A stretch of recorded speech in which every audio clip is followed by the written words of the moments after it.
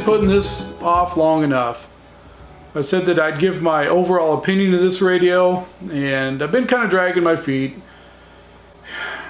The reason I've been dragging my feet is I wanted to get an overall feel for this radio, and I don't think a couple weeks or even a month is long enough. I'm barely at the point now I can say I can give an honest opinion to this. You know, the shines kind of wore off. Let's step back a little bit here. There are those hams out there that are what I like to refer to as professional hams. You know the guys, you know what I'm talking about. Ham radio is their only hobby, and they take it very seriously. I'm not one of those guys. I've got a ton of hobbies. This just happens to be one of them. Besides, I work on this stuff every day. I work as a radio tech, have since 1991. When I come home, I don't want to get into all the little gory details of everything this radio can do all the time. I don't like to get all in depth and try and figure out what the flux capacitor is doing inside the radio and how much it's affecting my phase modulation as it correlates to the quasi angle of the dangle. You know, no. I just want to come home and operate.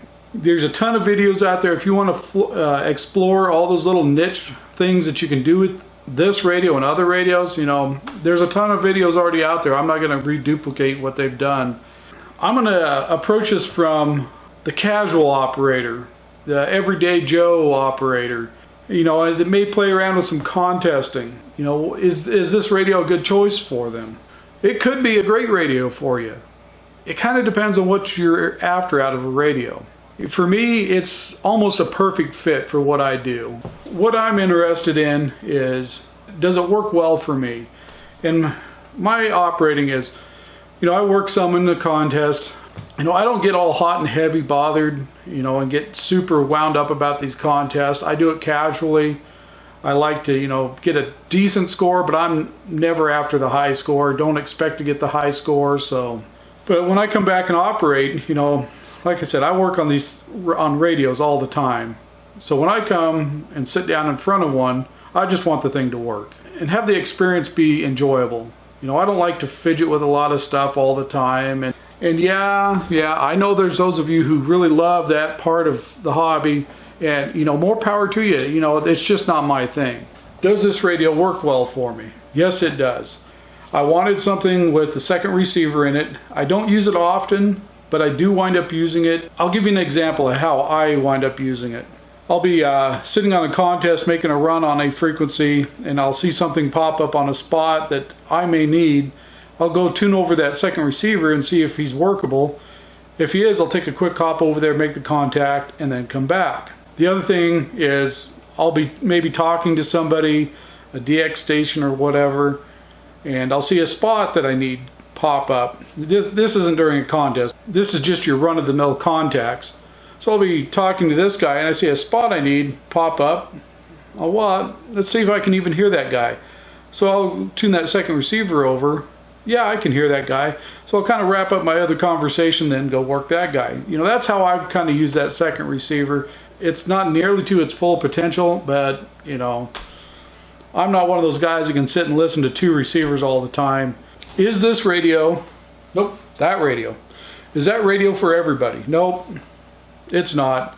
It's kind of expensive. I'm not sure if the price has come down any, but I bought it right about $3,900. But hey, it came with a free mic. You know, this is one of these areas that's, you're out there walking on thin ice when you talk about it.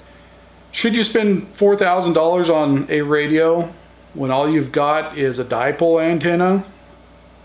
My personal opinion, no. Unless that's all that your conditions will allow. My theory has always been, spend more money and more time on your antenna system than the radios. And for the most part, I've followed that pretty close. If you look at my antenna setup, you know, I'm not a world-class setup by any means, but I spend a lot more time and effort and probably money on the antenna system than I ever do with this. You'll make many, many more contacts with a 7300 and a good antenna system than a $4,000 radio with a dipole. It's just the way it is. I mean, if you've got the ability, the lack of restrictions, put some effort and money into antennas, That's where you should dump your money. You can make a lot of contacts with this little 7300 or a TS590 or whatever. They're good little radios. And for the everyday operator who's not interested in a second receiver or an external display, the 7300 is a great little radio. There's nothing wrong with this radio. It kind of falls short when you get into contest conditions. When you get 20 meters wall-to-wall signals, this doesn't do so well. But I don't think ICOM or anybody else ever said that this was a contest radio. But it does hold its own. I've used it in a couple contests. It does okay. The one thing I like about this 590 over the 7300 is it has a receive antenna port. I wish the 7300 did, because that would make this an even better little radio. The one thing the 590 lacks that the 7300 has is the scope. And to me, just because I'm used to using scopes all the time at work, I love the scope feature. It's one of the most important things on the radio to me anymore. Back to my opinion on should you buy that radio, the 7610, should you go buy that thing? Well, if you've got a decent antenna system already built up, or the best that you can do with the conditions you have, sure, if you want to go spend the money on it, go for it. Will you utilize it to all the capability it has with just a couple simple antennas? No, you're not. I feel a lot of the features of the radio would be wasted if you've just got one or two antennas up. Put a different antenna on that second receiver. The ability to have receive antennas also. There's a number of things that you're going to miss out on if you buy this radio but don't have the antenna system to back it up. Go ahead and go buy Yagi. Go put up a tower. I feel sorry for you guys that have the homeowners associations and restrictions from cities to deal with. We just don't have that here. I can pretty much do anything I want on my little 40-acre plot. Even though that I've got the 40 acres to put antennas on, I can't justify dumping that much money into an antenna system. So I've built it to a point that I feel I'm comfortable taking care of it all the time.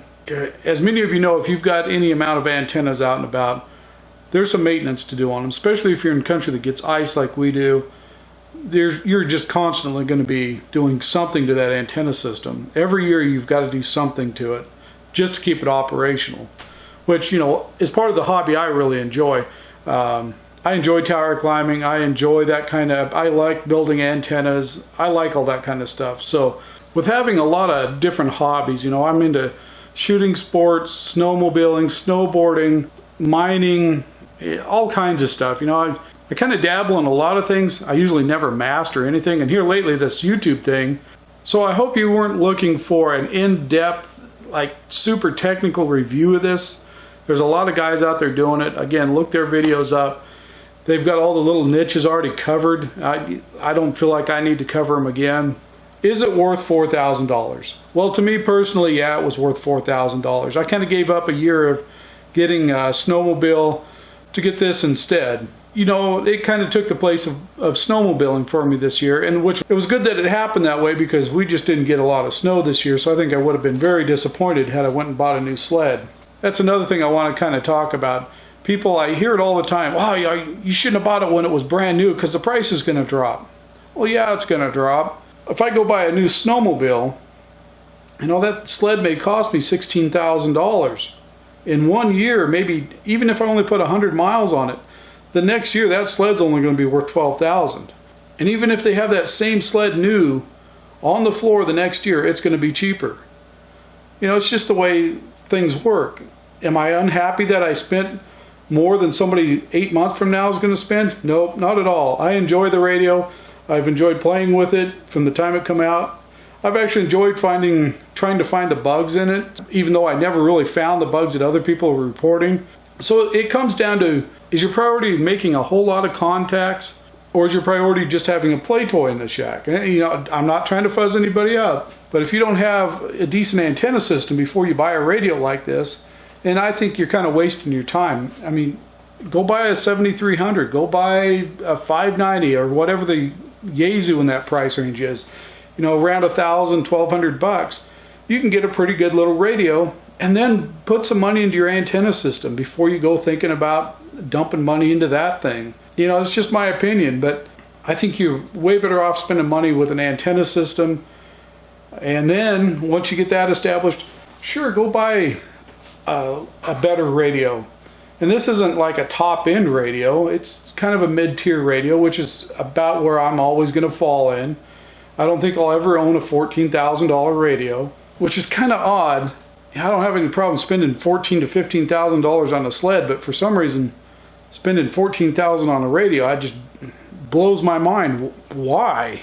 And of course, some of you are like, why would I spend $4,000? Again, I just kind of wanted to wrap that up. You know, I've been asked that question a lot. Should I go buy this radio? Is it worth the money? Or I'll get the comments, you're crazy for spending that amount of money. Okay. Here's the comment I think I've loved the most. I've got it from several people. Is why do you have these low-end radios, but you've got all these antennas? What? I don't understand that mindset at all.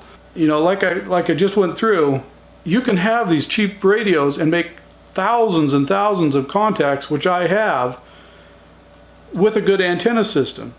I could have a $14,000 radio sitting there, but if I just have one little wire strung up, I'm going to make contacts, sure, but it's going to be harder to make the contacts, and I'm not going to make as many as quickly. I hope you enjoyed this a little bit. I hope I didn't step on anybody's toes too much about their new radio. Take it for what it's worth. It's just an opinion. I appreciate very much everybody subscribing to the channel, liking the videos, and we'll catch you on the next one.